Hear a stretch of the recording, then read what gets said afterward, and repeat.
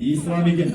Напиди салатчы, мына ошол жерден азыр Усара Берчигит өз колу менен күмүш байге жана ошондой эле экинчи даражадагы диплом акчалай сыйлыктары менен бирге. Ал эми Улуу байге жана 3-чү даражадагы диплом грамотасы жана ошондой эле акчалай сыйлыктары менен чүй жаштары 3-чү пьедесталга чыгып бериңиздер. Финалга чейин чыгып, мына жаш болсо дагы мыкты оюндарын тартуулап, ушул финалда кичине бир упай артыкчылыктар менен жеңилип калган Ошо Булусу командасы командасын жетектеп келген Сейитказы Төребек уулу сыйлыкты тапшырып коюңуз. Ортого келип, мыкты коргоочу номинациясын Ошо Булусунун жетек